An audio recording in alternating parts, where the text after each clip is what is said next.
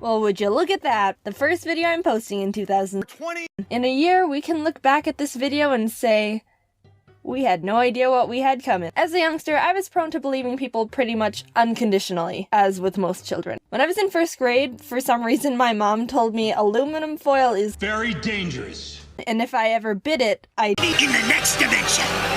A bit strange, but I think I know the idea behind it. Apparently, biting foil can induce a galvanic shock, but all I knew as a kid was teeth, contact with aluminum foil, death! And I was petrified. I didn't even have braces or anything metal in my mouth at the time, so nothing would have even happened if I tried it. I also remember going to school the next day and telling my friend, "Did you know that if you bite aluminum foil, you'll be in the next dimension?"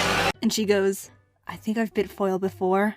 And I was like, "Are you dead?" Grasshoppers spit acid. This one probably needs explaining too. When we went back to put them on, there was a little grasshopper sitting at the bottom of my right shoe.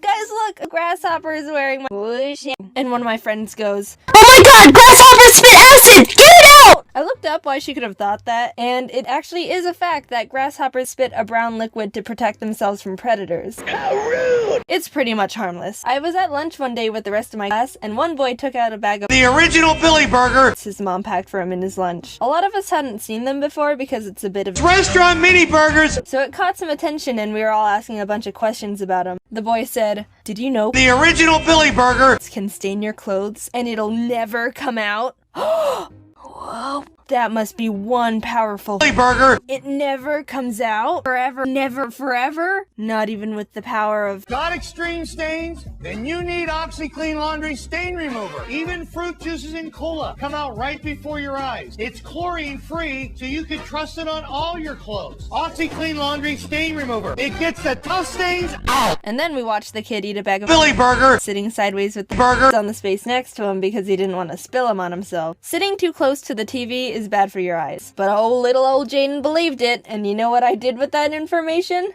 Stand directly in front of the TV. Yeah, for some reason when I was younger, I really wanted glasses. I don't know where that came from, I just liked the look of glasses and wanted them. So when no one was looking, I would go up to the TV screen and stare at it, like 1 inch away from my face. This'll get me glasses.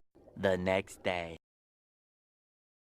What the? If you try to use your eyes to look back into your head at your brain, they'll get stuck and you'll be blind for forever. It's a bit of a spin-off of the other eyeball myth of if you cross your eyes too much, they'll get stuck like that. Then when I went home, I asked my mom about it and she said, "Don't do that, they'll get stuck." And I thought that was like your body saying, "Don't push it. This is a warning." And even to this day, I'm a bit nervous pushing my eyes to their rotation limit. I don't know how else to say it. I know it's not true, but it's still always in the back of my mind, which I'll never be able to see. I ended up confusing the disease tetanus with snit. I don't know how I did that. The disease that you can get from an infected cut was called snit to me. And the worst thing about it is this one time someone accidentally cut themselves on a rusty shovel, and I have the memory of saying, "Careful, you could get snit." What? Why? How did this happen to me? I don't understand what went wrong. How do I mix those two things up? But whatever, I know the difference now and that's all that matters. But I do sometimes mix up saying tetanus and Tetris. Careful, you could get Tetris.